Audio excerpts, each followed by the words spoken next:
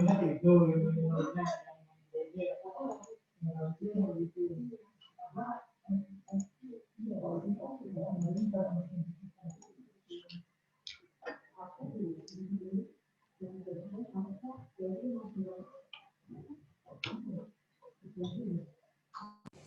selamat sore. Sore, Pak. Sore, Pak. Ya, kita tunggu Pak Yayas ya.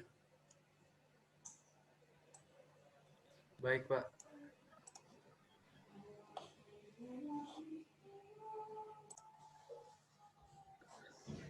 Oke, kita mulai ya. Belum ya, 15.40 nih, masih 2 menit lagi nih. 15.38. Tunggu 2 menit lagi kali ya. Siap, Pak. Siap. Nah, takut korupsi waktu nih.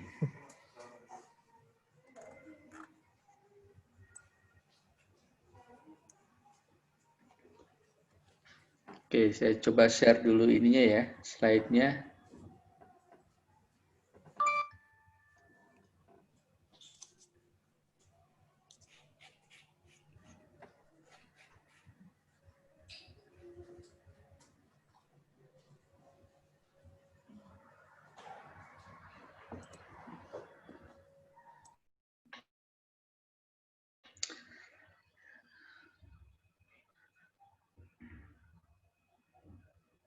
Nah, ini slide-nya kelihatan ya? Apa enggak? Coba cross check dulu. Terlihat, Pak. Terlihat, Pak. Kelihatan, Kelihatan, Pak. Oke, sip. Oke, jadi kita mulai ya. Kuliah hari ini. Selamat siang. Assalamualaikum warahmatullahi wabarakatuh. Salam sejahtera, salam sehat buat kita semua. Nah, materi yang minggu ini kita akan sedikit cerita ya tentang risiko bencana dan pemetaannya ya. Kemarin kita sudah coba kupas minggu kemarin kan tentang hazard atau bahaya dan bencana atau disaster ya, kira-kira arti dan ruang lingkupnya. Nah, kemudian yang penting dalam urusan bencana ya kita bicara risiko bencana ya, seperti apa dan kemudian pemetaan risiko bencana. Nah, ini salah satu poin penting nanti dalam manajemen kebencanaan. Jadi minggu ini kita bicara risiko bencana dan pemetaannya, minggu depan kita bicara manajemen bencana ya.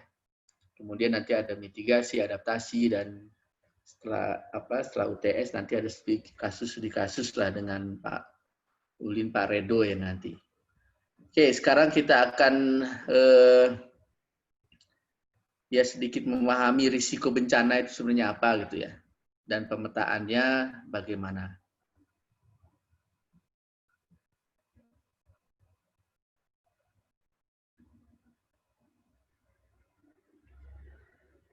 Nah, risiko bencana dan pemetaannya.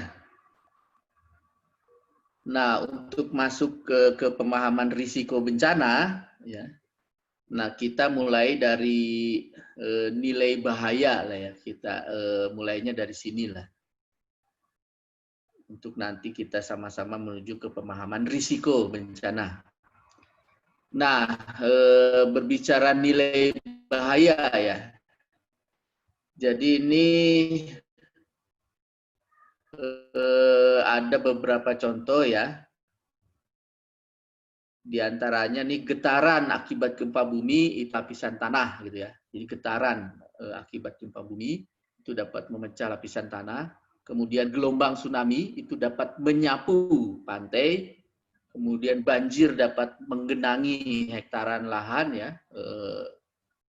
Bahkan ya lebih bisa ratusan, bisa ribuan hektar lahan itu bisa tergenangi oleh banjir. Kemudian contoh lainnya, longsor dapat menimbun area dan lain-lain ya.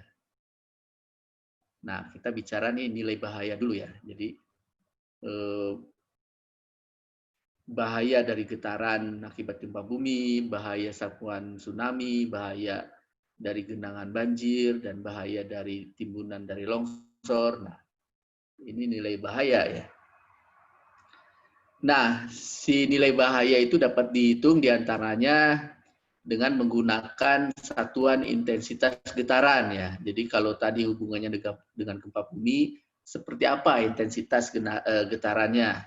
Kemudian kalau urusannya dengan tsunami, seperti apa run up tsunami-nya, kecepatan tsunami, kemudian sampai sejauh mana tsunami. Nah, itu untuk menilai bahaya dari tsunami, menilai bahaya dari gempa. Kemudian luas genangan banjir, kedalaman banjir. Nah, ini juga digunakan untuk menilai bahaya banjir ya. Dan banyak lagi nanti bahaya-bahaya lainnya yang berpotensi menjadi bencana ya. Tapi ini contoh-contoh saja ya. Jadi nilai bahaya itu dihitung dari shaking intensity, misalnya untuk gempa ya, luasan banjir, kedalaman banjir. Nah, kemudian nilai bahaya juga biasanya dihitung dari sering tidaknya suatu fenomena potensi bencana itu hadir ya. Jadi kalau sering terjadi, nah nanti nilai bahayanya akan meningkat. Nah, total nilai bahaya adalah penggabungan dari semua jenis bencana yang mungkin hadir di wilayah yang dimaksud ya. Jadi ketika di suatu daerah itu bisa ada potensi gempanya, ada potensi tsunami-nya, kalau misalnya di pesisir di selatan Jawa, misalnya pantai barat Sumatera dan lain-lain. Nah, kemudian bisa gempa, bisa tsunami, bisa juga banjir, tambah lagi misalnya ada badai dan lain-lain. Nah, nanti ada masing-masing nilainya. Nah, kemudian bisa kita hitung total nilai bahaya dari suatu daerah ya, terkait dari semua jenis bencana yang mungkin hadir. Nah, ini kita memahami nilai bahaya ya. Nah, kira-kiranya seperti ini. Jadi kita bisa menilai ini. Oh ya ini, bahaya banget. Oh daerah ini sangat berbahaya gitu ya. Oh daerah ini aman. Nah dilihatnya dari itu. Dilihatnya dari nilai-nilai tadi yang telah kita bahas ya.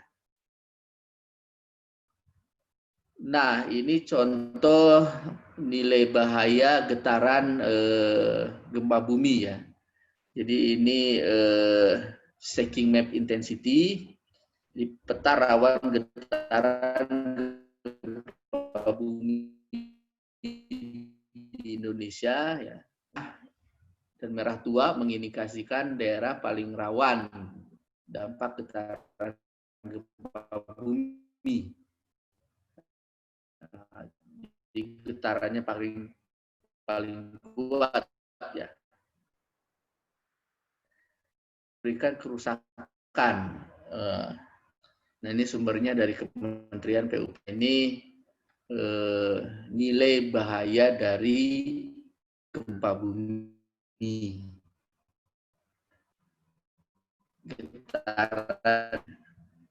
Nah nilai bahaya banjir, peta rawan banjir di mana yang warna hijau muda daerah paling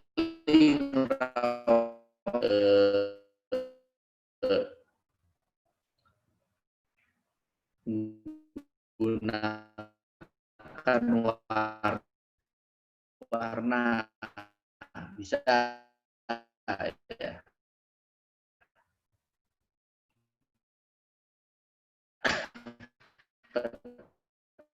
Nah, itu sebenarnya nilainya paling tinggi. Nah, tetapi karena keterbatasan informasi, akhirnya nilai bahaya ini masih banyak ambigunya ya, terutama untuk skala nasional. Nanti kita akan diskusikan kenapa bisa nilai bahaya ini masih ada banyak ambigunya. Nah, jika si nilai bahayanya itu tinggi dalam satuan angka atau warna ya, biasanya warna merah itu berarti nilai bahayanya tinggi. Nah, apakah nantinya nilai bencananya juga tinggi? Nah, ini pertanyaan penting ya. Jadi nilai bahayanya tinggi, apakah nanti nilai bencananya juga tinggi? Jawabannya belum tentu. Nah, ya. Loh, kok belum tentu? Nah, memang seperti itu ya. Jadi kita dapat bayangkan, di daerah yang nilai bahayanya tinggi, tetapi tidak ada manusia yang tinggal di situ, maka tidak akan memberikan bencana apapun. Jadi nilai bencananya tidak ada bahkan. Contohnya misalnya ada satu pulau atau banyak pulau di Hawaii sana, di Pasifik, di mana itu pulau gunung api, di mana tiap hari itu ada letusan gunung api di sana, baik yang cukup eksplosif maupun yang leleran gitu ya. Tetapi leleran itu dengan magma yang keluar menjadi lava yang sangat panas, kemudian dapat meleler ke daerah sekitarnya. Nah, tetapi ketika di situ tidak ada manusia yang tinggal, maka meskipun nilai bahayanya tinggi, nilai bencananya nol, bisa jadi nol karena di situ tidak ada yang terdampak. Nah, kita harus ingat bahwa bencana terkait dengan kerugian materi dan imateri, secara khususnya pasti ujung-ujungnya ke manusia. Gitu. Jadi bagaimana kerugian materi bagi manusia dan kerugian imateri juga bagi manusia ya. Harusnya ya alam juga masuk di situ ya. Tetapi highlight-nya pasti ke manusia. Nah, jadi ini nilai bahaya belum tentu nanti si nilainya itu sama dengan nilai bencananya gitu ya. Satu fungsi gitu ya. Tetapi bisa kebalikan. Jadi harus ada manusianya yang tinggal di situ. Nah, ini pemahaman nilai bahaya, nilai bencana ya. Jadi, untuk dapat menghitung nilai bencana atau nantinya itu risiko dari suatu bencana, maka kita harus membuat exposure terlebih dahulu. Nah, jadi exposure ini harus kita pahami terlebih dahulu. Ini yang penting. Jadi sebelum kita dapat menilai bencana atau risiko dari suatu bencana, jadi harus ada exposure. Nah, exposure itu apa? Exposure itu nanti dari nilai bahaya secara spasial nanti, nah itu di overlay dulu dengan keberadaan si manusianya. Nanti bisa dalam bentuk persil misalnya ya, atau land use setidaknya, yang mencerminkan itu ada keberadaan manusia atau hal-hal terkait dengan manusia. Nah, itu exposure. Jadi nanti secara spasial kita sudah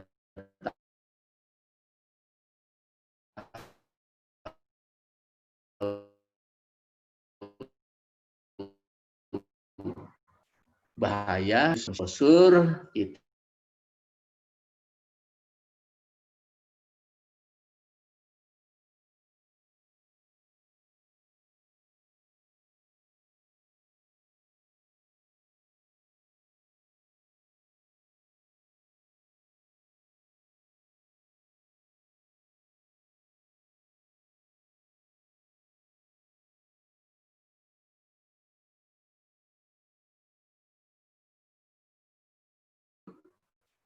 nah, kemudian ketika ruginya berapa, nah itu nilai bencananya.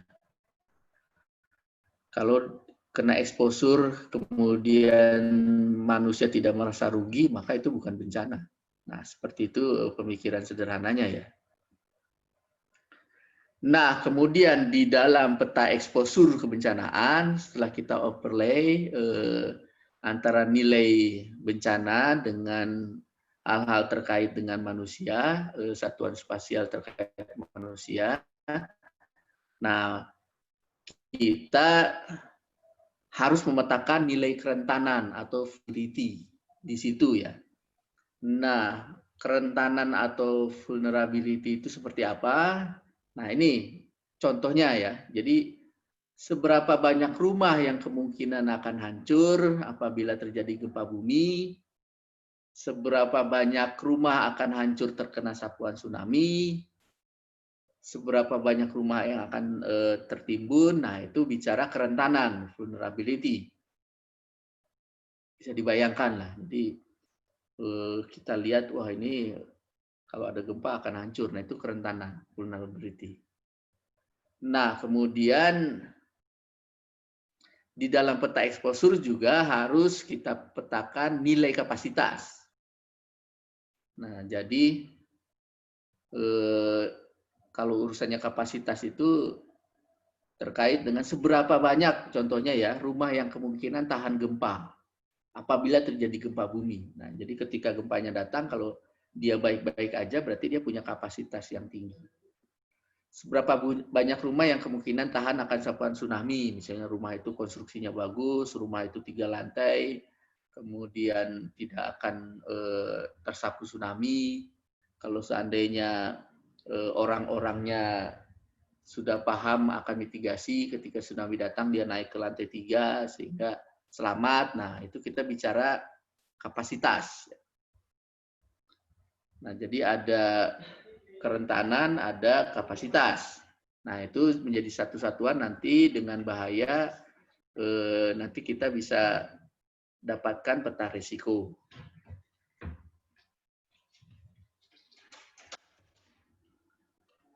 Nah, jadi kalau risiko bencana itu dihitungnya itu dari rumus ini ya. Jadi exposure dikalikan kerentanan. Jadi si bahaya ketika sudah di-overlay dengan hal-hal terkait manusia, jadi exposure dikalikan kerentanan, nah itulah risiko bencana. Nah, ada juga yang membuat rumus risiko bencana itu exposure dikalikan kerentanan dibagi kapasitas ya. Nah, sebenarnya kan kalau kapasitas sudah ada, ini sudah dikurangkan dengan kerentanan sebenarnya. Tinggal dikalikan exposure, nah itulah risiko. Tapi juga ada yang menambahkan harus membagi dengan kapasitas ya, supaya risikonya tidak terlalu besar lah indeksnya gitu ya. Kalau BNPB menggunakan rumusan ini. Jadi ada 2 rumusnya. Nah, jadi risiko tahu. Nah, dan risiko harus dipetakan ya.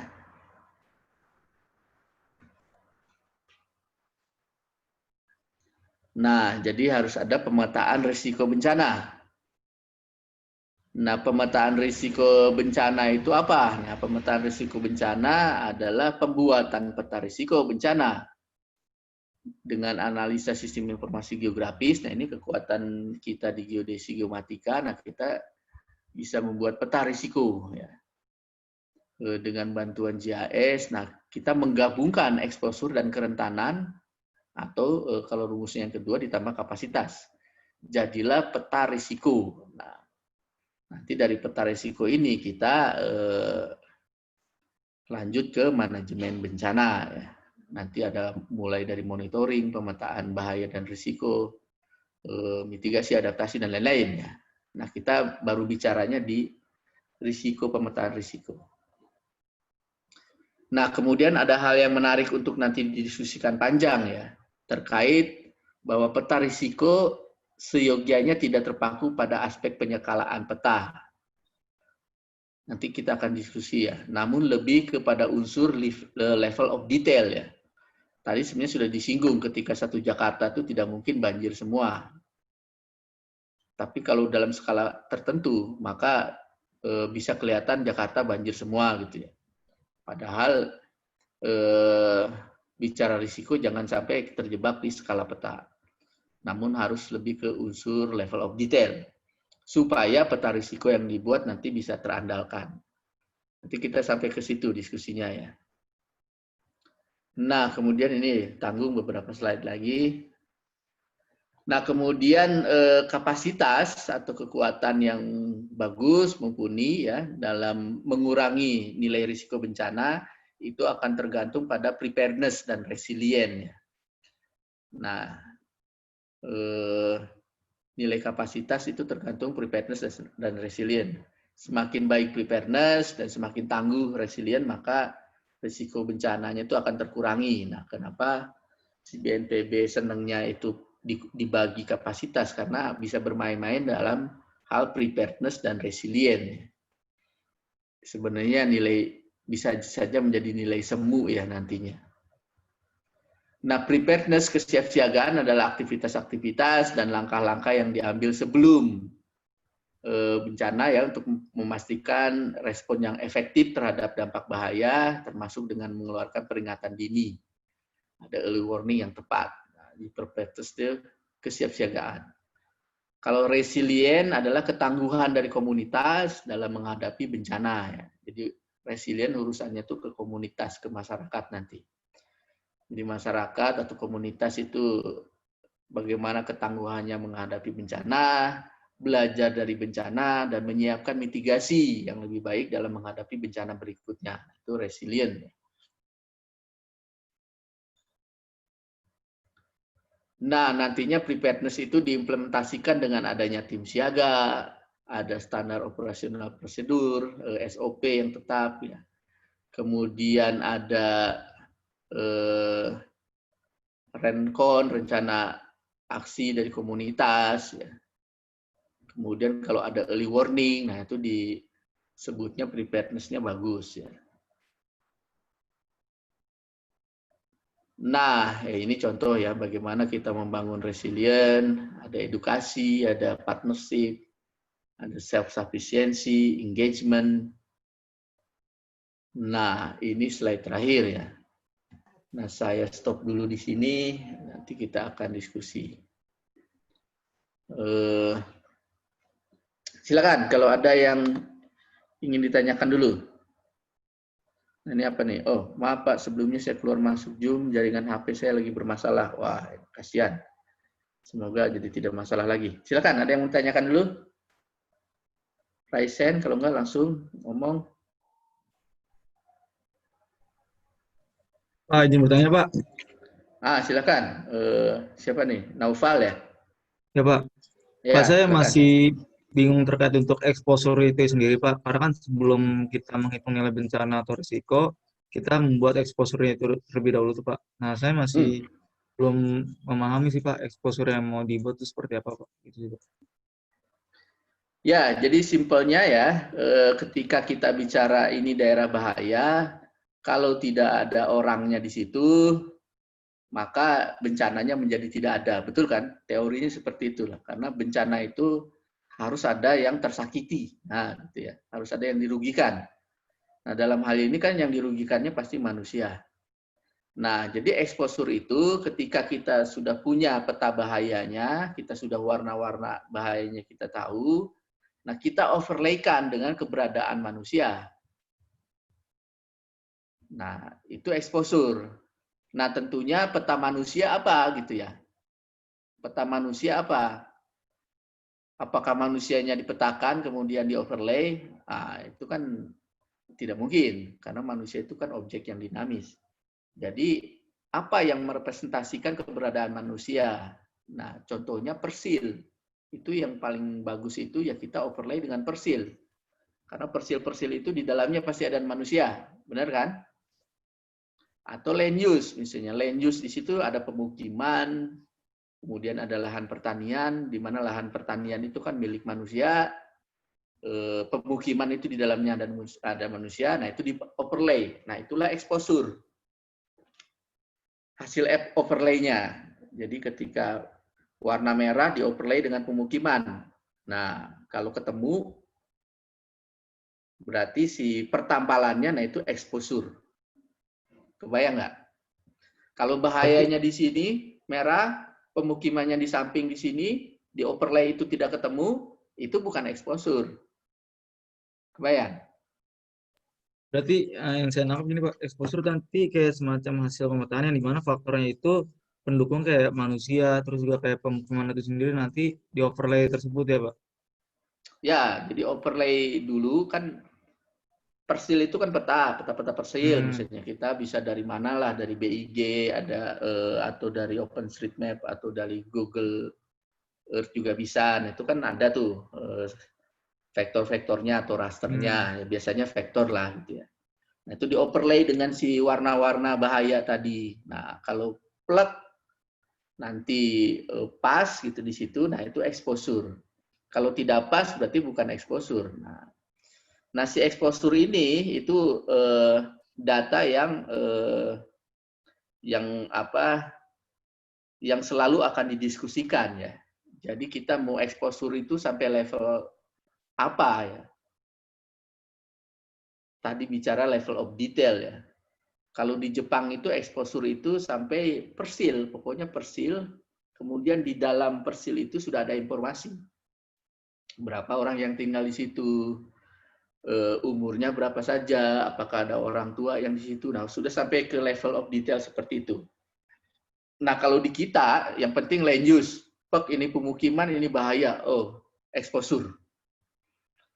Nah, jadi nanti risikonya masih semu yang tadi dibilang ya.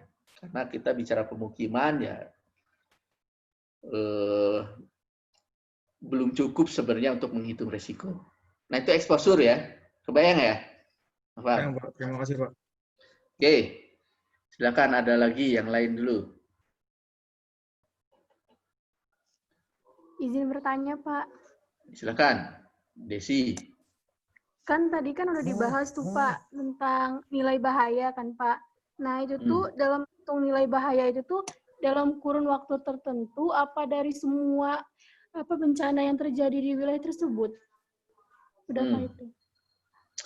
Ya, jadi idealnya itu nilai bahaya itu dia akan dinamis ya. Pasti akan dinamis. Misalnya contohnya gempa gitu ya. Sebelum terjadi itu berarti nilai bahayanya akan sangat tinggi. Nah, contohnya misalnya Aceh sebelum gempa dan tsunami Aceh 2004. Nah, itu nilai bahayanya sangat tinggi. Atau contohnya sekarang itu Selat Sunda, kemudian Pelabuhan Ratu. Nah, ini kan lagi menunggu gempa besar, sehingga nilai bahayanya itu sangat tinggi. Tapi setelah gempanya terjadi dan menjadi bencana, nah berarti kan energinya sudah habis. Kemudian akhirnya membangun energi yang baru, ada fase interseismik kalau urusannya gempa. Nah, fase interseismik ini urusannya ratusan tahun. Nah, sehingga nilainya menjadi berubah kan. Nah, jadi si nilai bahaya itu sangat dinamis dan itu sangat merepotkan karena kita banyak keterbatasan dalam menilainya. Contohnya misalnya ternyata ada sesar aktif di Aceh. Nah, itu berarti tidak serta-merta nilai bahaya di Aceh itu berkurang akibat tsunami 2004. Karena apa? Karena ternyata masih ada sesar yang energinya masih besar. Nah, tetapi kita belum paham data-data sesarnya. Nah, itu dinamika yang merepotkan kita gitu ya. Tapi intinya berarti nilai itu dinamis ya. Nilai itu dinamis. Kebayang ya? Kebayang, Pak. Nah, nanti untuk ngitungnya itu lain cerita ya. Keruwetannya itu bukan urusan kita dulu lah, urusan BNPB. Silakan, ada lagi yang bertanya. Tadi pertanyaannya udah bagus sekali ya. Pak, izin bertanya, Pak. Silakan, Wahyu. Gini, Pak, dari rumus risiko bencana tadi, Pak, itu saya pernah nemu terkait rumus risiko bencana itu dia bukan pakai exposure, Pak, tapi lebih pakai bahaya. Itu dari rumus BIG yang tentang persebaran COVID. Nah, itu apa ada perbedaan dari perhitungan segala macamnya sama yang dari memakai nilai kapasitas tadi, Pak? Kan tadi Bapak bilang BMKG atau BIG itu menggunakan kapasitas itu bertujuan untuk memainkan nilai dari preparedness sama resilient, Pak ya. Nah, itu gimana, Pak? Terima kasih, Pak. Ya, nah jadi menjawab yang pertama, nah sebelum kalau rumusnya itu memang kalau lihat di referensi di internet itu bahaya kali kerentanan ya. Nah, rumusnya itu seperti itu, tetapi di dalam bahaya itu ada exposure. Tetapi dibilangnya rumusnya bahaya. Nah, tetapi kalau saya lebih senang nulis exposure-nya ya. Bukan bahayanya. Kenapa? Karena tadi merefer ke konseptualnya. Ketika bahaya di situ tidak ada orang, maka itu bukan bahaya kan, dan itu bukan bencana. Nah, supaya si bahaya ini menjadi ada nilai kebencanaan, ya tentunya harus ada orangnya di situ. Nah, orangnya di situ tuh exposure. Jadi memang bahaya dikalikan vulnerability. Nah, bahayanya itu exposure sebenarnya. Sebenarnya exposure, kemudian dikalikan vulnerability. Nah, itu hanya rumusan saja ketika kita mengimplementasikannya itu exposure. Nah, kemudian ada yang merumuskannya itu dibagi kapasitas ya. Nah, dibagi kapasitas itu sebenarnya untuk menurunkan nilai risiko bencana, karena di satu sisi tidak ingin menakut-nakuti mungkin gitu ya. Di satu sisi supaya nanti itu ada kerjanya dalam tanda kutip bahwa kita berhasil menurunkan nilai risiko bencana ya. Paling mudah untuk menurunkan nilai risiko bencana adalah membaginya dengan kapasitas. Nah, di sini sih sebenarnya jebakannya ya. Jadi ketika misalnya tadi urusannya kapasitas ya, kalau misalnya pemerintah sudah bikin SOP, pemerintah sudah mengadakan penyuluhan, atau pemerintah sudah membuat perda misalnya, peraturan daerah. Nah, itu dijadikan nilai kapasitas. Sehingga ketika dibagi menjadi faktor pembagi, resikonya jadi turun kan nilainya. Nah, tetapi ketika kita misalnya pemerintah itu membuat peraturan perda, nah itu belum tentu kan resiko sebenarnya itu turun di lapangannya, benar nggak? Jadi misalnya kita punya perda, bahwa kita punya perda bagaimana bencana ini harus disikapi, udah aja. Nah itu nilai di lapangannya kan tidak seperti itu, masa tanda tangan doang risiko bencana turun gitu ya. Kemudian kita melakukan penyuluhan, kita sudah datang ke sekolah, kemudian ini kita ada bencana. Kemudian di situ ditulis nilainya bahwa kapasitas jadi bagus karena sudah disosialisasikan. Tetapi belum tentu masyarakat itu dengan satu kali didatangi jadi tangguh bencana. Nah, jadi banyakannya itu kapasitas tidak diikutkan karena nanti menjadi nilai risiko bencana yang semu. Nah, ke arah situ. Nah, kalau kita ya maklumi kalau pemerintah karena nanti harus ada KPI, harus misalnya BNPB nanti harus ada kinerjanya bagaimana menurunkan peta risiko, pemetaan nilai risiko. Jadi kalau ditanya sama presiden sekarang berapa nilai risiko? 5 Pak. Kemudian tahun depan harus jadi 4. Nah, apa yang diusahakan? Hanya peraturan, kemudian sosialisasi yang nggak jelas, jadi turun. Tahun depannya dilaporkan Pak sudah turun jadi 4 gitu ya. Padahal sebenarnya yang harusnya dihitung benar-benar itu vulnerability yang di lapangannya. Misalnya dilihat di lapangan perbanyak rumah tahan gempa gitu ya. Kalau rumahnya sudah tahan gempa, nah berarti menurun nilai resikonya. Nah, kira-kira seperti itulah ininya apa terkait tadi rumus-rumusannya, Wahyu. Kebayang lah harusnya ya. Ya Pak, siapa? Nah, silakan, ada lagi? Kalau mau di chat juga bisa, nanyanya via chat. Nah, tadi yang kerentanan dan kapasitas itu peta ya. Nah, ini yang sebenarnya tadi menarik untuk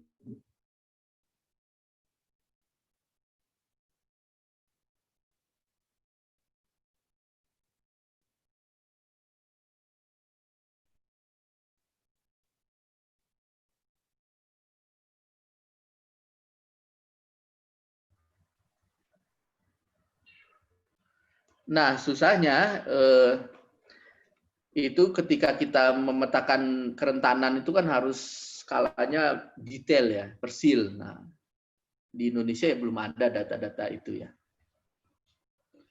Jadi untuk surveinya mahal gitu ya. Termasuk untuk nilai bahayanya sendiri kalau kita ngitung itu mahal. Nah, akhirnya skala bermain di sini gitu ya.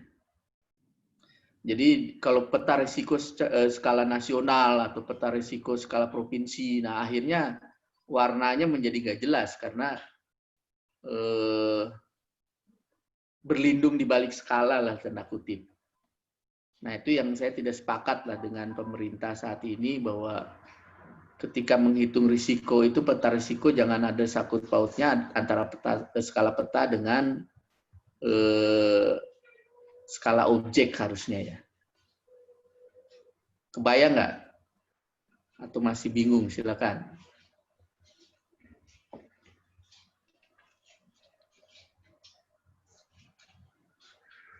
Ayo, siapa yang bertanya?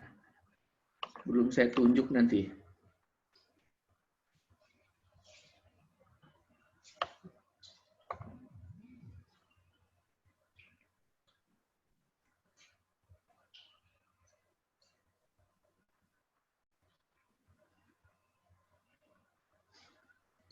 Ayo, ada yang mau tanyakan nggak? Tes, Pak, izin bertanya, Pak. Nah, silakan. Gung. Begini, Pak. Kan ini kan sudah ada tentang perda seperti itu, Pak ya. Nah, apakah pemerintah itu dalam menyusun perda atau yang peraturan-peraturan tentang kebencanaan itu dilakukannya itu duduk bersama dengan para ahli bencana atau gimana, Pak? Ya tentunya pasti duduk dengan para ahli bencana ya. Tetapi seperti yang saya bilang minggu lalu, sebenarnya kalau kita bicara ahli bencana di Indonesia, kelihatannya belum ada yang benar-benar ahli bencana. Nah, sehingga ketika duduk dengan ahli-ahli bencana yang ya mungkin ahli ya, tetapi belum ahli, nah nanti hasilnya akan menjadi belum maksimal. Kelihatannya seperti itu ya. Nah, kemudian kalau saya lihat memang ada juga konflik of interest ya, kalau kita bicara di negara kita ya. Jadi ketika yang penting itu KPI, gitu ya. Yang penting itu adalah pencapaian kinerja.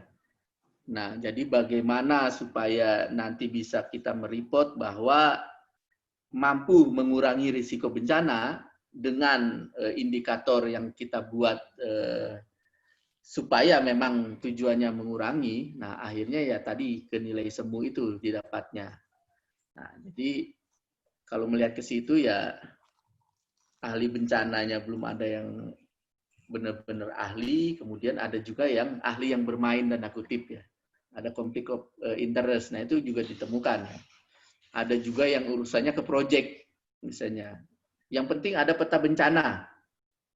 Proyeknya misalnya sekian, satu peta bencana kabupaten itu 900 juta, 800 juta.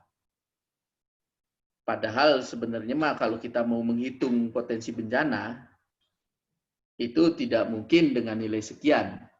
Jauh lebih mahal harusnya.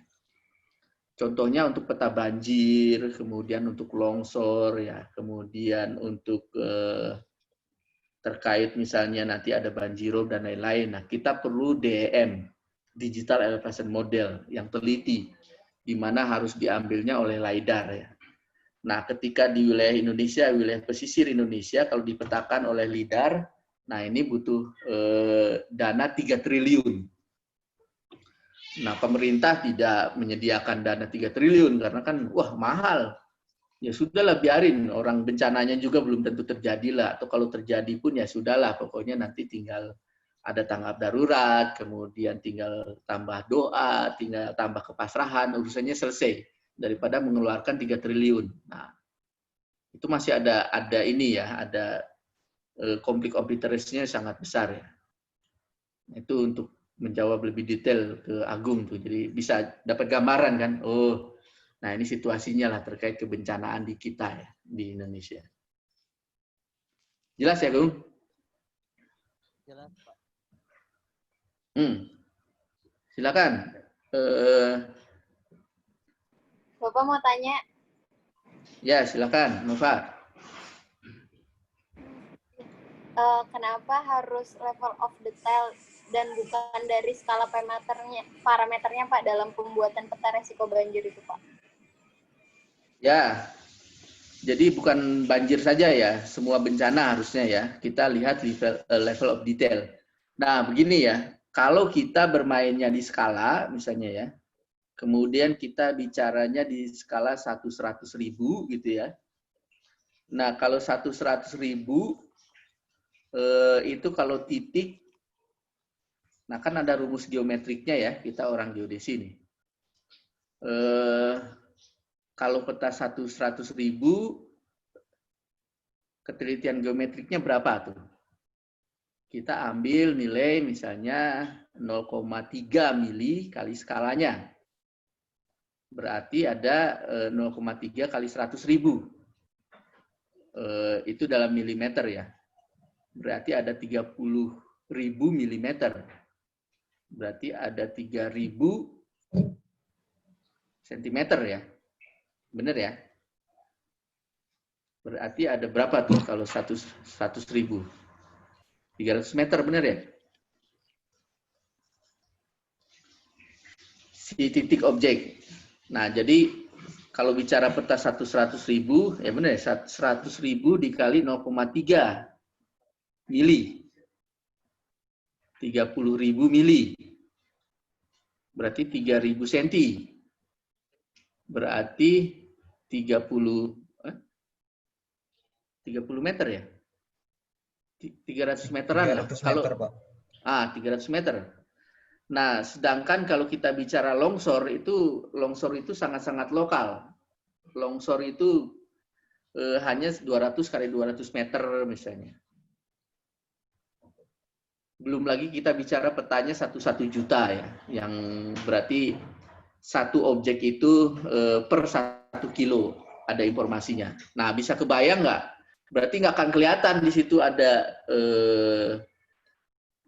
nilai bahaya longsor karena sangat kecil areanya. Nah, sehingga akhirnya aman kita buat karena nggak kelihatan. Padahal tidak aman.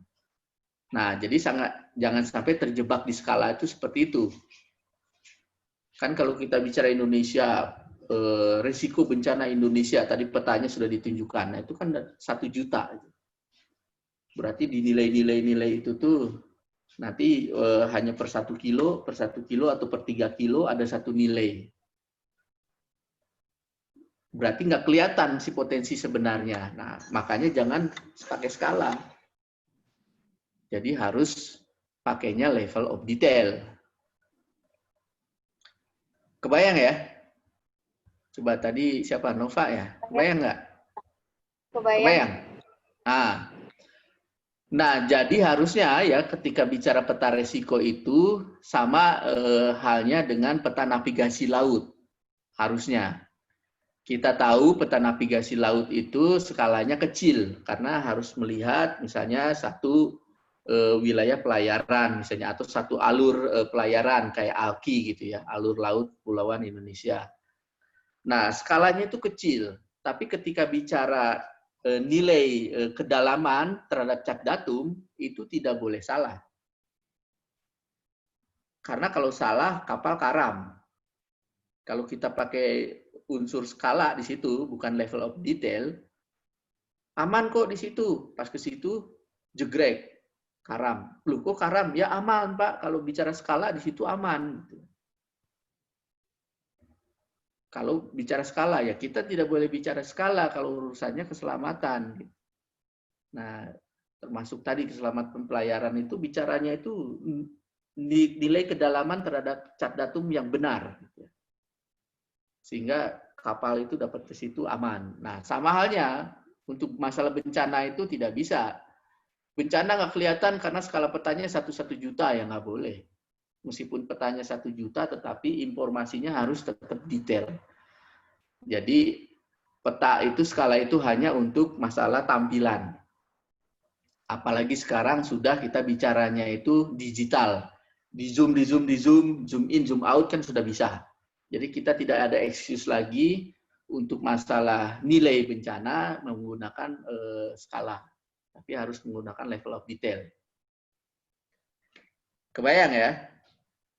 Nah, tetapi di BNPB, di pemerintah ya saat ini masih menggunakan skala, karena tujuannya itu untuk nanti itu ya. Tujuannya itu untuk excuse sebenarnya. Jadi karena tidak ada dana gitu ya. Yang penting ada petanya, yang penting warna-warnanya keluar. Jadilah peta itu. Ketika ditanya, loh ini kok nggak benar, masa satu Jakarta banjir? Ya karena kita pakai skala. Nah, situ. Excuse-nya. Nah, itu realitanya lah. Mungkin PR yang kita ya harus benahi lah pelan-pelan. Kebayang ya? Silakan, ada lagi yang mau ditanyakan? Masih punya waktu setengah jam.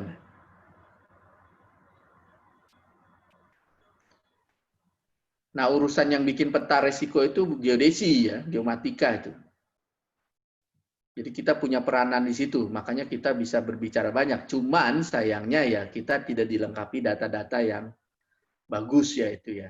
Ya teman-teman alumni geodesi di BNPB ya akhirnya ujung-ujungnya tutup mata.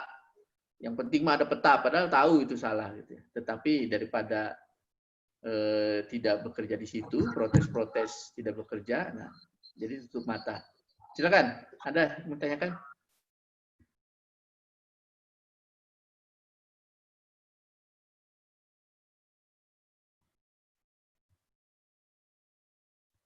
Ayo.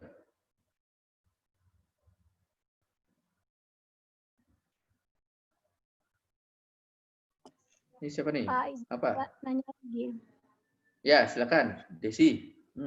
Kan misal tuh Pak mau buat peta kan, nah pasti kan kayak sumpama kayak tsunami gitu. Nah jarak segini nih rawan loh, jarak segitu belum gitu. Nah itu tuh kita tuh ngebuat sendiri apa emang udah ada aturan ya nggak Pak? Terkait jaraknya atau gimana? Terkait parameternya gitu Pak?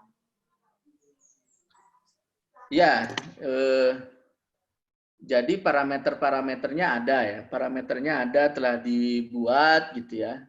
Meskipun parameternya itu bisa aja berubah-berubah gitu ya.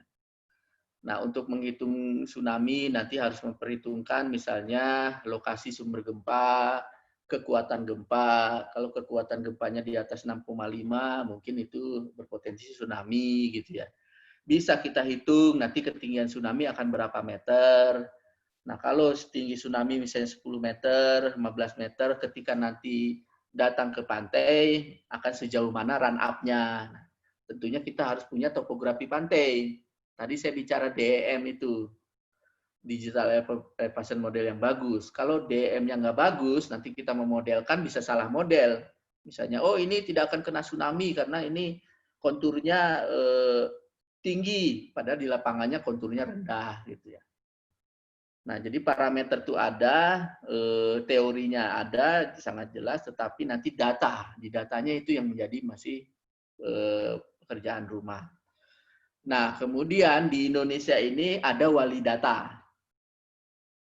Jadi terkait misalnya urusannya banjir, nah itu wali datanya itu untuk hazard atau bahayanya atau eksposurnya nanti harusnya itu PU, Kementerian PU. Untuk gempa itu BMKG.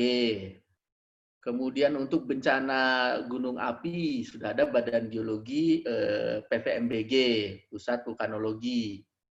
PVMBG, Pusat Vulkanologi dan Mitigasi Bencana Geologi. Nah, kemudian nanti ada lagi apa? Misalnya longsor. Nah, longsor itu juga sama di PVMBG. Nah, itu wali datanya. Nah, mereka yang disuruh bikin eksposur, peta eksposur. Tetapi dengan data-data tanda kutip ya, dengan level of detail data yang masih rendah. Nah, setelah eksposurnya dapat, itu nanti diberikan ke BNPB. Jadi si hazard exposure ini dikasih ke BNPB, di-deliver dari setiap wali data. Nah, setelah nyampe di BNPB, nah BNPB itu nanti mengoverlay dengan vulnerability dan capacity. Nah, itu tugasnya BNPB. Jadi dari wali data dikumpulin exposure-nya. Nah, BNPB nanti di overlay dengan vulnerability, overlay dengan capacity. Nah, jadilah peta risiko. Produknya keluar dari BNPB. Nah, si BNPB itu tadi kan, ketika bicara masalah peta risiko, harus mendeliver peta risiko, dan harus membuat peta risiko ini menjadi makin berkurang kinerjanya. Nah, mereka main-main di vulnerability kapasitasnya itu. Datanya dimain-mainin. Nah, ya di kita realitanya masih seperti itu. Nah, dulu BIG itu, Badan Informasi Geospasial, yang kedeputian tematik, itu masih juga membuat peta exposure. Jadi BIG itu bisa bikin peta banjir, padahal sudah dibikinin oleh PU. BIG bikin peta gempa, padahal sebenarnya sudah dibikinin oleh BMKG. Nah, itu banyak overlap. Kemudian habis itu BIG diminta untuk membuat peta tematik di mana wali-wali datanya belum ada.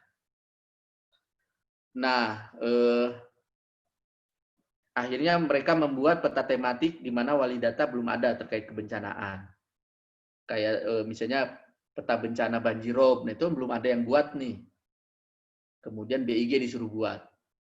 Nah, kemudian BIG juga keteteran, akhirnya saat ini mereka bikin lagi aturan bahwa BIG hanya mensupervisi. Ya. Jadi BIG itu hanya mensupervisi, kemudian capacity building bagi orang-orang kelembagaan yang mau membuat peta tematik. Nah, jadi jelas ya, ada wali data, kemudian ada fungsi BIG, dan lain-lain. Nah, seperti itu. Desi. Jelas ya. Nah, kemudian apa nih, ada yang izin bertanya nih. Dari Mona Lisa, pakai chat ya. Jadi, izin bertanya, Pak. Kan nilai bahaya dapat diketahui dengan membuat exposure terlebih dahulu. Nah, berarti ketika ada suatu bencana baru yang terjadi, maka data kerentanan dan kapasitas akan berubah. Kemudian peta nilai bahayanya pun akan diperbaharui. Lalu data-data yang akan digunakan untuk membuat peta nilai bencana yang baru tersebut, itu bisa dapat dari mana? Apakah dari orang-orang geodesi juga mengurusi hal tersebut? Karena mengetahui kita biasanya hanya bertugas membuat peta saja. Nah, poin yang pertama nih. Jadi tentunya tadi sudah dibilang bahwa exposure itu dinamis, termasuk kerentanan dan kapasitas itu dinamis ya. Setelah ada bencananya hadir, maka itu kan riset kan, di riset gitu ya. Maka nilai exposure-nya berubah, kerentanannya dan kapasitasnya berubah tentunya, dan itu harus diperbaharui. Nah, jelas ya. Kemudian nanti data yang akan digunakan untuk membuat peta nilai bencana yang baru tersebut dari mana? Yaitu harusnya si para wali data itu, nah dia membuat pembaharuan. Jadi tadi kalau si BMKG sudah ditunjuk urusannya masalah gempa, gitu ya. PU disuruh sudah masalah banjir. Nah, ketika sudah terjadi banjir, diperbaharui. Harus diperbaharui. Nah, itu wali data. Nah, kemudian apakah orang geodesi mengurusi hal tersebut? Ya, tentunya ketika kita bicara peta, nah harus ada orang geodesinya. Jadi orang geodesi yang bekerja di PU gitu ya, orang geodesi yang bekerja di BNPB, kemudian orang geodesi yang di BIG mensupervisi. Nah, itu urusan orang geodesinya di situ ya. Jadi mau tidak mau orang geodesi itu ya harus mengerti masalah exposure, harus mengerti masalah vulnerability, capacity, dan itu tidak susah lah. Kita punya kekuatan spasial, harusnya mudah. Nah, kemudian ketika sekarang pemerintah juga lewat Pak Jokowi itu sudah merasa keteteran kalau bekerja sendiri, akhirnya Presiden juga sudah bilang kita harus menuju konsep pentahelix. Jadi harus ada kebersamaan dalam sistem pentahelix. Jadi di situ ada pemerintah, ada peneliti, akademisi, kemudian di situ ada masyarakat, di situ ada media. Nah itu 4 ya, 5-nya apa lagi? Pokoknya ada pentahelix ya, masa. Swasta. Nah itu harus terlibat dalam pemetaan bencana. Nah di situ bisa kita masuk juga dalam pemetaan risiko partisipatif. Nah, jadi kita bisa juga nih orang geodesi bikin exposure secara partisipatif, kemudian kita kasih ke BNPB. Itu bisa aja. Nah, tinggal kalau kita punya duit ya. Nah, biasanya NGO bekerja sama, cari dana, nah bikin peta. Contohnya banyak juga dari Belanda datang, misalnya dari Jepang datang. Mereka itu membuatkan peta-peta exposure, peta-peta sampai peta vulnerability, kerentanan atau kapasitas mereka buat. Nah, hasilnya ini sebagai bentuk partisipatif dikasih ke BNPB. Bisa juga. Banyak ininya hal yang bisa dilakukan oleh orang geodesi. Oke. Itu ya untuk tadi Mona Lisa ya. Ada lagi? Ini masih ada 20 menit. Silakan. Jam 5.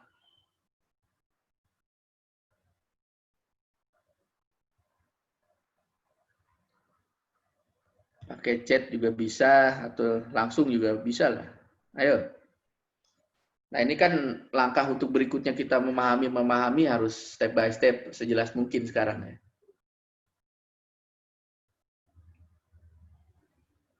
Izin bertanya, Pak. Silakan, Iskandar.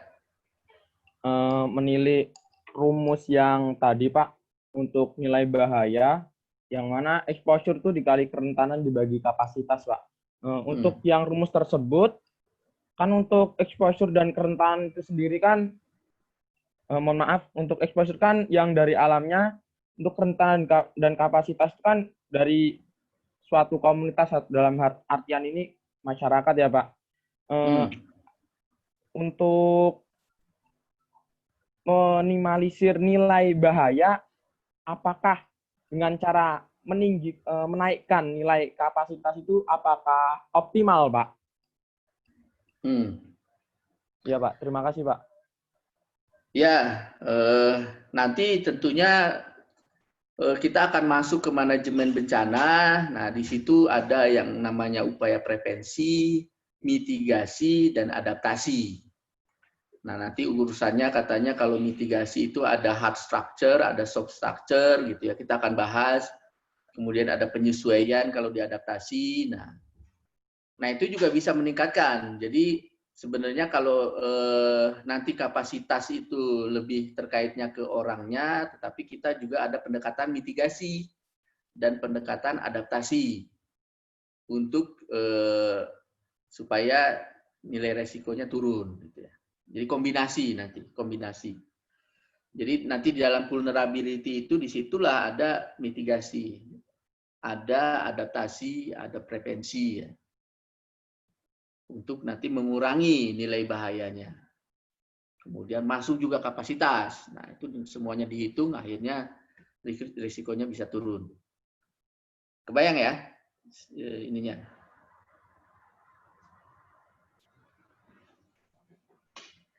Oke, ada lagi. Ini ada di chat nih. Udah tadi nih, Mbak ya. Pak, izin bertanya, Pak. Silakan. Pak, misalkan nih? kan Silia. Iya. Misalkan saya punya judul gini, Pak. Identifikasi genangan banjir di Kabupaten Luwu Utara gitu, Pak, misalnya. Nah, terus nanti kalau itu pakai nilai tetap pakai nilai bencanaan, tapi saya kan pakai metode Google Earth Engine tuh, Pak. Nah, saya tetap harus menghitung nilai bencananya itu atau bagaimana, Pak? Nah, terus sama ketika nanti masuk ke layout nih, Pak, layouting kan. nanti kan udah ada nih Pak, misalkan saya nilai 0 sampai 1 gitu. Nah, 1 itu yang termasuk genangan air gitu. Nah, masuk juga nggak Pak, misalkan parameter yang dari, harus nyocokin juga ya Pak, parameter yang dari BIG kayak gitu Pak? Ya, jadi kan kalau tadi dari cerita kamu kan ingin membuat peta bahaya ya, genangan, kalau kita bicara peta genangan banjir, itu berarti bicaranya bahaya ya, peta bahaya, belum resiko ya, benar ya? Kebayang ya?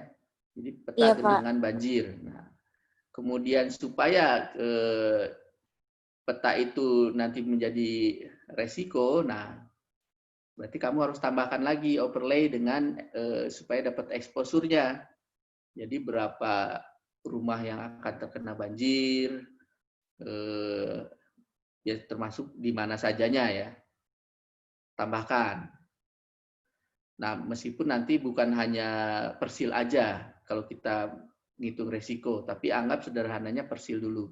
Jadi peta genangan sudah dapat, misalnya mau pakai Google Engine juga silakan. Kemudian habis itu di overlay, nah berarti dapat peta exposure. Nah, dilakukan sampai situ nggak? Saya langsung ini Pak, peta ini dari GA itu langsung diolah, habis itu nanti dapatkan hasil olahannya, nanti langsung masuk ke layout, udah ada gitu Pak, dia udah ada titik-titiknya gitu, saya tinggal masukin apa namanya skripnya aja gitu Pak, sama parameternya gitu, nilai yang di ini ya Pak. Ya, jadi nanti ketika di layout itu ada peta genangan, ada genangannya betul? Iya Pak. Nah, kemudian ada ininya juga, ada yang terdampaknya, ada di overlay dengan land use-nya nggak? Jadi ada nih luasan yang tergenangnya. Ada Pak, ada luasan yang tergenang. Berarti itu sudah exposure, bicara luas yang tergenang. Nah, kemudian nanti ya tinggal dilihat tuh kerentanannya dan kapasitasnya di situ. Tapi kayaknya belum ya, kamu baru membuatnya itu ke exposure lah kelihatannya ya. Iya Pak. Ya, kalau nanti ingin sampai peta resiko, berarti harus menambahkan tuh ininya vulnerability di situ. Contohnya misalnya, kalaupun tergenang tetapi tidak merugikan misalnya, karena tergenangnya cuman 10 cm misalnya. Atau ini tergenangnya 2 meter, maka ini akan jadi kerugian sekian. Nah, berarti itu sudah vulnerability-nya di situ ada. Nah, kemudian nanti yang lebih susah menghitung kapasitasnya. Gitu ya. Ketika tergenang, ternyata di situ rumahnya 2 lantai, sehingga baik-baik saja. Nah, itu kan susah tuh untuk surveinya ya. Nah, barulah nanti ketemu peta risikonya. Tapi ya sampai peta exposure aja udah cukup bagus lah kita bikin. Kebayang ya stepnya ya, step-stepnya yang belum dilakukan ya. Kebayang Pak. Terima kasih ya Pak. Ya, seperti itu ya. Silakan nih, masih 15 menit lagi. Ada yang bertanya lagi? Nah, nanti mungkin kalau saya diskusi sama Pak Redo ya, nanti habis UTS, nah itu pakai simulasi-simulasi atau studi kasus, pakai JAS, mengoverlaykan ini sampai nanti keluar peta exposure gitu ya, atau mungkin nanti juga nggak tahu apakah sampai keluar peta risiko nanti dengan Pak Redo lah setelah UTS ya. Nanti kalau dasar-dasar konseptualnya nanti dengan saya sampai UTS ya. Ketika bicara, oh ya kalau mau bikin kita harus punya data ini. Oh kalau data ini bagus atau data ini jelek, nah kita ngurusi di situ dulu. Urusan klik, urusan JS-nya nanti Pak Redo lah sama Pak Ulin. Oke, silakan. Kita perkuat dulu ininya apa konsepnya nih. Ayo, masih ada waktu. 15 menit.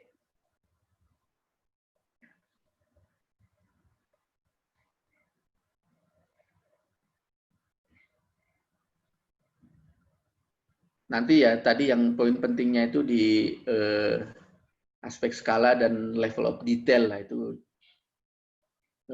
coba dalami lah supaya kita bisa menjadi lebih baik dalam melakukan pemetaan risiko ya.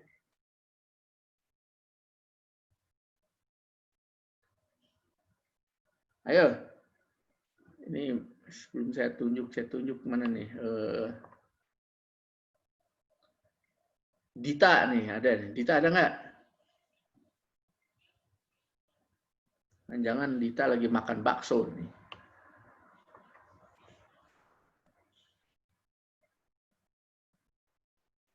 Mana? Ada Dita nggak? Oh, beneran nih lagi makan bakso nih kelihatannya. Iya, ini kayaknya pergi makan bakso, Pak Yais nih. Mbak Dita. Kemudian siapa lagi nih? Bila. Jangan-jangan barengan sama Dita beli bakso nih, Bila.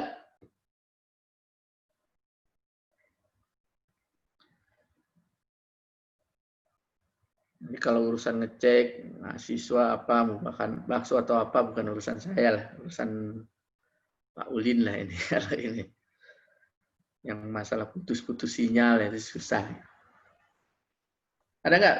Bila, kalau enggak siapa lagi nih? Dipanggil belum nyaut-nyaut. Risna.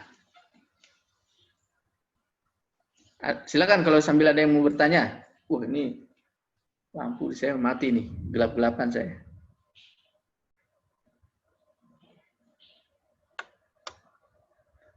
Ayo, mana nih? Risna ada videonya nih, tapi coba mau ada yang ingin disampaikan? Belum, Pak. Belum? Belum. Oke, tapi nggak makan bakso ya kelihatannya. Enggak, Pak. Ada lagi nih. Ini saya scroll, ini perempuan semua nih. Yuni. Banyak perempuannya ya? Iya, Pak. Nah, silakan, ada yang mau disampaikan nggak? Kan gini, Pak, malam itu kan waktu kita geoling, kita sempat buat kayak pemetaan daerah pesisir gitu, Pak.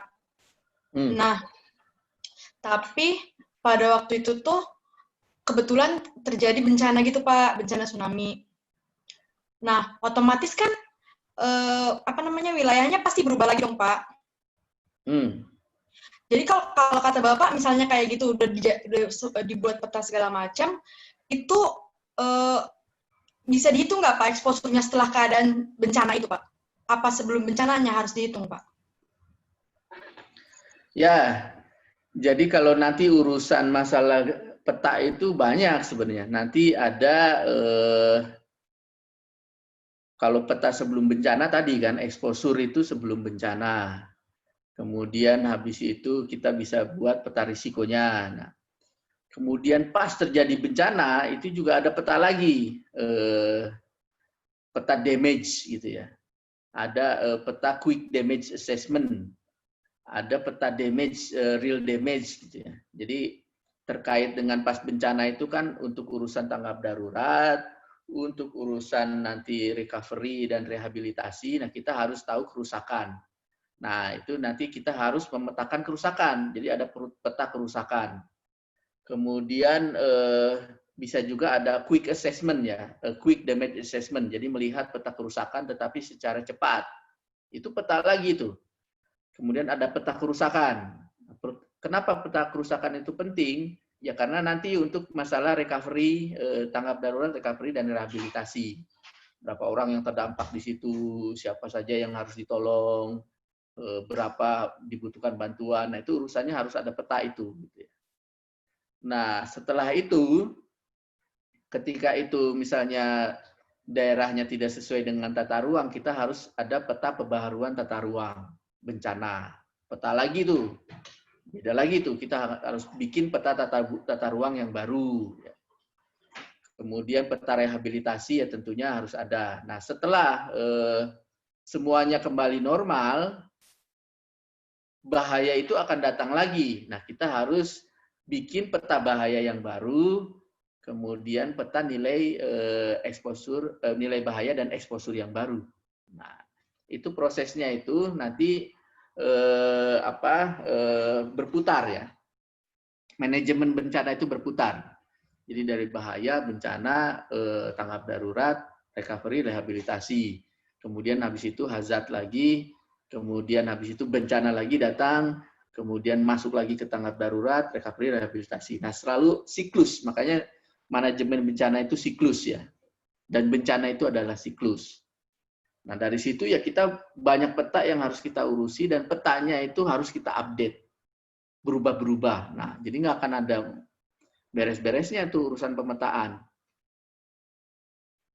Kebayang ya, Yuni?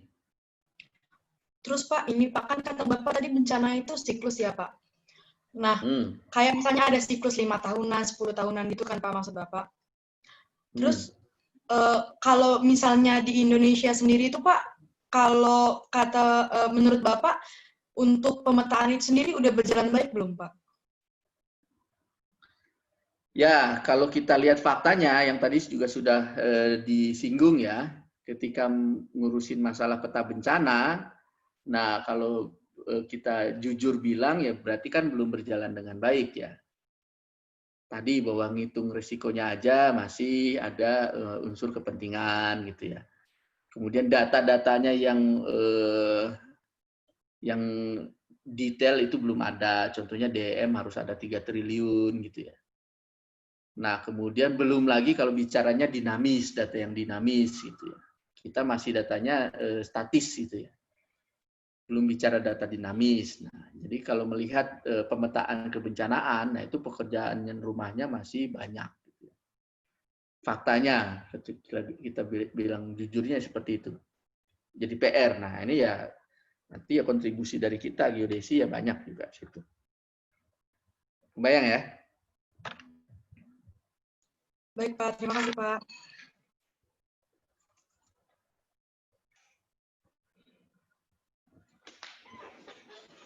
Coba ada lagi.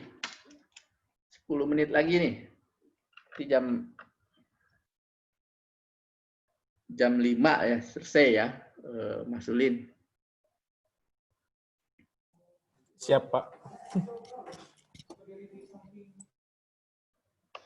Pak, saya ingin bertanya. Ya, silakan. Kan gini ya Pak, saya punya, misalnya saya punya masalah itu pengen mengatasi wilayah banjir das ya Pak. Nah, saya tuh ingin memetakan wilayah tersebut, ingin memodelkan gitu. Itu bagaimana ya Pak? Terima kasih Pak. Ya, jadi kita bicara untuk membuat model bahaya ya. Nah, ini pertanyaan juga bagus. Jadi, bagaimana kita ingin memodelkan bahaya ABCD? Nah, itu nanti banyak parameternya. Yang ditanyakan untuk buat model banjir ya. Bagaimana kita ingin membuat model banjir sehingga itu menjadi nilai bahaya yang nantinya dibuat exposure-nya seperti apa. Nah, untuk banjir sendiri, nah itu data utamanya yang jelas kita harus punya DM gitu ya. Kita harus sediakan digital elevation model yang bagus. Karena nanti kita akan bermain-main di topografi. Karena air itu urusannya topografi ya. Nah, kemudian kita harus punya geometri sungai yang bagus. Karena nanti daya tampung sungai itu kalau kita punya geometri sungai yang bagus. Nah, itu sebenarnya sungai itu harus dilakukan batimetri ya. Tapi biasanya kita cross section per berapa ratus meter, akhirnya punya geometri sungai. Jadi secara regionalnya punya DM, secara spesifiknya kita punya geometri sungai. Dan bicara geometri sungai itu jangan lupa ada sungai utama, ada tributarinya, ada anak-anak sungai. Nah, itu harus dipetakan. Nah, setelah itu kita harus punya data tentang curah hujannya. Nah, itu dari teman-teman meteorologi. Jadi bagaimana nanti air yang akan ditumpahkannya ke DM dan geometri sungai tersebut. Nah, kita bawa nih curah hujannya kan yang Indonesia misalnya cukup tinggi 200 mm per hari gitu ya. Atau tergantung eventnya, nanti pokoknya curah hujan itu kita minta dari orang meteorologi. Ada curah hujan tahunan, ada curah hujan 5 tahunan, ada curah hujan sampai 1000 tahunan, 100 tahunan, ada harian, nah itu data-datanya kita kumpulin. Itu yang akan kita tumpahkan, blek gitu ya. Kita ingin numpahkan sekian, nanti gimana responnya. Nah, tentunya ketika kita numpahkan airnya, nah di situ ada namanya infiltrasi, yang nyerap, ada yang namanya run off. Nah, kita harus tahu koefisien run off-nya, kemudian koefisien infiltrasinya seperti apa. Nah, untuk mendapatkan nilai itu, nah kita butuh land use, land cover. Nah, itu geodesi lagi itu dari remote sensing. Jadi bagaimana pemanfaatan lahannya di situ, apakah hutan, apakah di situ misalnya areanya sudah sawah, apakah pemukiman. Nah, di situ bisa kasih nilai. Kalau hutan itu bisa 90% infiltrasi. Kalau misalnya pemukiman itu nanti infiltrasinya bisa kecil, run off-nya yang bisa 90%, kebalikannya. Nanti kita bisa kasih nilai-nilai ke situ. Nilai run off di sini berapa, nilai infiltrasi di sini berapa. Nah, ketika kita tumpahkan si airnya, nah nanti kita tahu yang menyerapnya, kita tahu yang run off-nya. Nah, ketika run off-nya itu besar volumenya, masuk ke sungai tidak tertampung, ya luber. Nah, luber itu banjir gitu ya. Nah, kemudian nanti juga ada sedimentasi di situ yang akan mendangkalkan sungai ya, jadi mengganggu geometri sungai. Nah, bisa dihitung juga nih bagaimana sedimen transportnya. Balik lagi nanti ke geometri sungai. Nah, makanya geometri sungai juga harus kita ukur itu secara berkala. Kemudian harus dilakukan dredging gitu ya. Nah, itu supaya nanti kita dapat model banjir yang bagus. Nah, setelah itu ada model banjir, ada bahayanya di situ, cari exposure. Itu baru berbicara banjir ya. Nanti bicaranya banyak ininya apa? Si bencananya ya. Belum banjirop misalnya. Kalau banjirop juga ada lagi nanti selain DM, ada sea level rise, kemudian ada penurunan tanah, land subsidence, dimasuk-masukkan. Nah, itu geodesi mau tidak mau tuh ngurusin hal gitu. Kalau diminta orang, tolong dong bikin peta banjirop, sudah kita cari. Tolong dong bikinin peta banjir. Nah, dan kita bisa, saya orang geodesi, tapi saya bisa modeling banjir, modeling banjirop, pemetaan subsiden tanah, sea level rise juga kita bisa pakai altimetri. Nah, sehingga kalau orang geodesi belajar bencana harusnya bisa lebih bagus ya dibandingkan dari jurusan lain lah. Makanya banyak orang yang iri akhirnya ke geodesi, ini ngapain sih, apalah ini itu diomongin, geodesi kok ada mitigasi bencana. Tetapi ya kita perannya cukup sentral, mau tidak mau. Nah, kira-kira seperti itu. Ayo, kebayang ya? Iya Pak, sudah sedikit terbayang sih Pak. Insya Allah. Ya, nanti kan ada softwarenya tuh, kalau mau pakai ada softwarenya yang high crash, ada sobek, ada untuk modeling banjir ya. Basisnya GIS itu. Iya Pak. Oke, itu kan basisnya GIS, tapi kan kita misalnya ingin memodelkannya menggunakan metode fotogrametri. Itu bagaimana, Pak? Iya, nanti kalau fotogrametri, nanti kan itu urusannya kontribusi dari fotogrametri apa. Fotogrametri itu kan nanti bisa mengenerate DM kan. Bisa tuh. Jadi fotogrametri dibuat 3 dimensi, nanti spot height-nya digitasi akhirnya jadi DM. Nah, kemudian fotogrametri juga akan bagus dalam melihat exposure karena kita digitasi si objeknya kan. Kemudian habis itu kita punya land use, land cover, bahkan sampai level persil ya, dari fotogrametri itu harusnya dapat persil. Nah, itu bermanfaat untuk exposure. Nah, itu fotogrametri. Itu bicaranya sebelum bencana. Setelah bencana kita bisa quick damage assessment pakai fotogrametri kan, pakai UAV melihat damage assessment untuk nanti proses tanggap darurat, recovery dan rehabilitasi. Nah, jadi banyak tuh fotogrametri fungsinya. Sekarang bencana itu kan UAV apa terbangin UAV gitu ya. Sudah ke situ semua. Iya sih Pak. Ya, kebayang ya? Oke. Ya Pak, terima kasih ya Pak atas penjelasannya. Oke, ayo. Nah, ini Ada lagi Fajar ya, nanya ya. Nah, ini masih ada waktu nih. Izin bertanya, kapasitas dalam mengurangi risiko tergantung faktor preparedness. Nah, sebagai orang geodesi, preparedness apa yang tepat untuk dilakukan? Nah, ini terkait bencana tsunami. Nah, kalau preparedness itu ya nanti kan pasti ujung-ujungnya itu terkait kesiapan orang gitu ya. Tadi kan kemudian ada SOP kalau terjadi tsunami, kemudian early warning. Nah kemudian kita orang geodesi untuk preparedness itu apa yang harus dilakukan ya? Ya tentunya untuk early warning kita berperan di situ.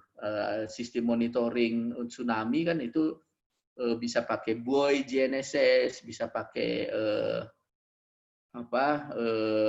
core station. Nah itu geodesi banget lah istilahnya untuk early warning tsunami. Nah kemudian untuk SOP ya kita juga bisa membantu misalnya pemetaan jalur evakuasi, kemudian titik-titik evakuasi. Nah itu kan berbasis spasial. Jadi kita bisa sajikan tuh di mana menempatkan titik-titik evakuasi. Nah itu dari orang geodesi. Kemudian ketika kita tahu knowledge-nya, kita juga bisa ikut dalam penyuluhannya. Orang geodesi ngomongin bencana, bisa kan? Jadi ini bahwa ini bencana, kita sudah buat peta, nanti Bapak-Bapak ini daerah aman, tidak aman, nah ini jalur evakuasi, kemudian kita lakukan drill. Nah, jadi banyak ya ininya peran dari geodesi dalam preparedness ya. Yang tadi ya setidaknya ada 3 poin. Oke, itu Fajar ya. Mudah-mudahan bisa nangkep. Kemudian dari Melita Sari nih. Pak izin bertanya, apakah bisa kita membuat peta rawan bencana longsor dengan hanya 2 parameter, yaitu parameter curah hujan dengan parameter kemiringan lereng. Nah, apa bisa gitu ya? Nah, kalau kita bilang bisa ya bisa, karena ketika nanti kemiringan lereng sekian dengan curah hujan tinggi, nah itu kita bisa buat nilai high risk misalnya ya, bahwa di situ potensi longsornya besar karena kan kita pakai common sense saja kalau daerahnya miring, kemudian curah hujannya tinggi, bisa kegerus dan longsor. Tetapi nanti si modelnya apakah dia akurat atau modelnya reliable apa tidak, nah tentu itu cerita lain. Jadi kalau kita hanya pakai 2 parameter saja, modelnya ada, keluar, tetapi ketelitiannya, reliability-nya itu tidak bagus. Nah, karena nanti juga harus ada lagi tambahan modelnya selain kemiringan lereng, land use-nya di situ, penggunaannya. Kalau di situ misalnya lerengnya miring, tetapi di situ hutan gitu ya, di mana si pohon-pohonnya itu dia dapat menjadi pengikat, nah sehingga itu modelnya bisa berubah lagi. Nah kemudian untuk longsor itu ada parameter penting sebenarnya, bagaimana bentuk lapisannya, kemudian jenis fisis dari geologinya, batuan geologinya, kemudian ada bidang gelincir atau tidak. Nah sebenarnya itu parameter utamanya. Ketika miring, tetapi nanti kalau lapisannya dia tidak searah kemiringan, tetapi dia tegak lurus kemiringan, nah itu tidak akan berpotensi besar untuk terjadi longsor. Yang berpotensi longsor itu kalau lapisan tanah searah dengan si kemiringan. Kemudian jenis batuannya, kalau di situ misalnya batuan keras, meskipun miring, kemungkinan juga longsornya menjadi kecil gitu ya. Kecuali misalnya batuannya soft gitu ya, tidak keras, dan ada bidang gelincir terutama yang penting. Ada clay-nya di situ. Kalau ada lapisan lempung di situ yang bisa menjadi bidang gelincir, nah itu nanti akan meningkat. Risikonya modelnya akan berubah lagi. Nah kalau di sana di dalamnya ada sungai bawah tanah, nah itu juga lain cerita. Bagaimana ground aquifernya itu seperti apa yang di dalam lapisan. Jadi bikin model mau 2 parameter oke, tapi nanti tidak akurat. Nah, kalau mau akurat ya parameternya banyak dan itu mahal ya. Jadi orang geologi itu memetakan potensi longsor seluruh Indonesia ya udah butuh berapa triliun. Dan itu tentunya pemerintah kan wah mana uangnya? Ya sudahlah pokoknya mah dari SRTM aja kasih curah hujan jadi model. Nah, jadilah model tuh yang dibuat oleh BNPB gitu. Ada dulu katanya yang penting. Nah kira seperti itu ya Melita. Ininya untuk urusan longsor ya. Oke, ada lagi nggak satu pertanyaan nih? Udah 17.04. Kalau ada satu pertanyaan, habis itu kita bubar. Terima kasih, Pak. Oh ya, Melita. Ada lagi satu pertanyaan sebelum kita bubar? Kayak kuis aja. Pertanyaan satu.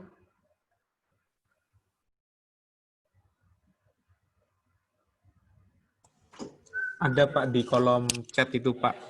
Dari Renaldi. Ada lagi? Ya. Oh, baru ini ya. Renaldi. Oke, nah ini pertanyaan terakhir ya. Ini panjang nih. Coba izin bertanya Pak, salah satu output akhirnya nanti suatu peta risiko bencana untuk penyampaian informasi peta risiko tersebut hanya untuk substansi tertentu saja, misalnya pemerintah atau suatu komunitas non pemerintah, apakah ada yang bertanggung jawab untuk penyampaian informasi tersebut kepada tingkat masyarakat? Hal itu masih dalam tanggung jawab geodesi tidak Pak, terutama daerah dengan nilai bencana tinggi. Nah, jadi kalau terkait peta risiko nanti tanggung jawabnya BNPB ya. BNPB itu harus memproduksi peta risiko. Ya. Nah, kemudian nanti buat siapa si peta risiko itu ya tentunya pastinya buat BNPB itu sendiri dan nanti juga untuk karena ada konsep pentahelik ya untuk komunitas juga bisa. Jadi kita bisa lihat karena itu di websitenya ada Inaris ya Indonesia. Indeks risiko ada ininya peta Inaris ada. Nah, tinggal benar atau level of detailnya di peta risiko itu benar atau tidaknya itu lain cerita. Nah jadi itu informasinya itu harus publik ya. Nah nanti masyarakat bisa partisipatif untuk mitigasi adaptasi. Ya. Di samping pemerintah juga memang sudah berkewajiban untuk melakukan mitigasi dan adaptasi. Nah jadi penyampaian informasi itu nanti itu akan open data gitu ya oleh BNPB. Nah, kemudian hal itu dalam tanggung jawab geodesi atau tidak, Pak. Nah, itu kalau orang geodesinya jadi pejabat di BNPB ya tentunya itu tanggung jawab dianya gitu ya. Nah, tentunya nanti tanggung jawabnya di orang-orang BNPB lah dan itu belum tentu orang geodesi. Kita bisa disupportnya gitu ya. Kemudian kalau kita ya orang geodesi yang menjadi pejabat di situ ya bertanggung jawab. Nah kira-kira seperti itu ya. Ininya apa? Jawabannya. Oke, berarti ini udah nggak ada ya. Saya di kolom chat udah oke. Kita udah jam 17 lebih. Jadi sampai di sinilah ya. Pak Ulin supaya ada keselamatan kuota juga, keselamatan resiko bencana kuota. Siap, Pak, siap. Ya. Oke, jadi ya untuk hari ini sampai di sini. Minggu depan insya Allah kita akan lanjutkan ya ke penjabaran manajemen bencana ya. Di situ nanti baru ada mitigasi di dalamnya, kemudian kita akan bahas mitigasi dan lain-lain. Oke, sampai di sini. Selamat sore. Assalamualaikum warahmatullahi wabarakatuh. Salam sejahtera, salam sehat. Yang penting bagi semuanya nih. Waalaikumsalam warahmatullahi wabarakatuh. Terima kasih, Pak. Sami. Ya, adik.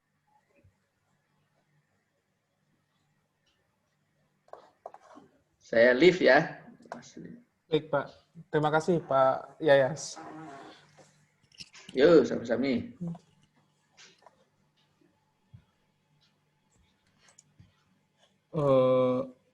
Ini Mas Mbak jangan keluar dulu, saya mau tanya yang belum terdaftar di SIAKAD siapa ya? Karena di SIAKAD saya masih 58 peserta. Saya, Pak. Yuni ya, Yuni Eka Yani ya. Iya, Pak. Yuni memang nggak dapat ini ya, sistem mitigasi bencana ya di KRS ya? Sudah dapat, Kak. Tapi KRS saya belum divalidasi, Pak. Oke. Kemudian ada satu lagi, siapa yang ini? Siapa? Siapa ini? Dwiki ya? Yuni sama Dwiki ya? Kalau yang satu Novel saya udah tahu deh. Yuni, Dwiki. Dwiki dapat kelas mitigasi bencana nggak? Dapat, tapi belum divalidasi ya? Iya. Kalau Novel juga dapat atau nggak, Val? Ada nggak Novel? Udah. Novel dapat, Pak, tapi belum divalidasi sama kayak saya. Pak Mahadi ya? Iya, Pak Mahadi, Pak. Oke, tadi ini sudah saya catat semua. Kemudian yang tadi makan bakso udah kembali nggak ini? Bila sama Dita nih. Nggak ada juga ya? Nambah kayaknya, Pak. Iya, nambah mangkok ya. Bila sama Dita. Ini saya juga saya mau sampling 2 orang nih.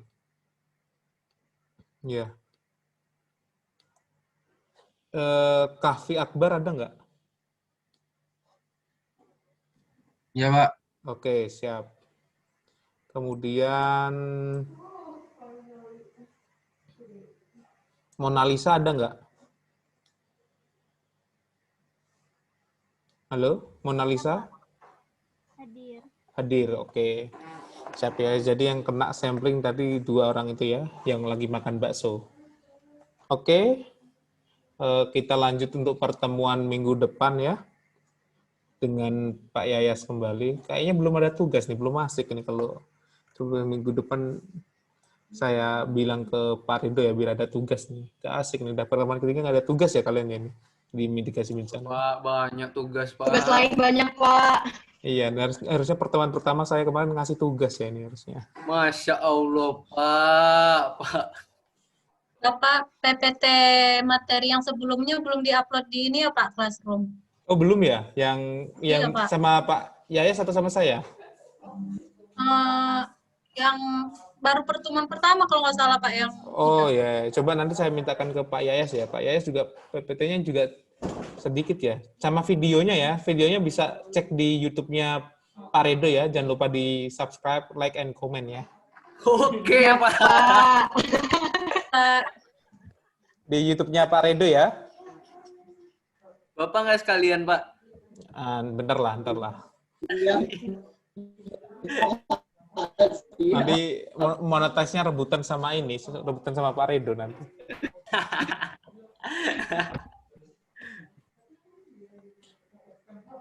Oke ya, selamat bertemu. Kemungkinan minggu depan juga kita menggunakan akun Zoom lagi ini, punyanya Prodi. Selamat bertemu minggu depan. Terima kasih, selamat istirahat, salam sehat ya, seperti yang dibilang Pak Yayas tadi. Baik, Salam sehat juga, Pak. Assalamualaikum warahmatullahi wabarakatuh. Waalaikumsalam warahmatullahi wabarakatuh. Terima kasih, Pak.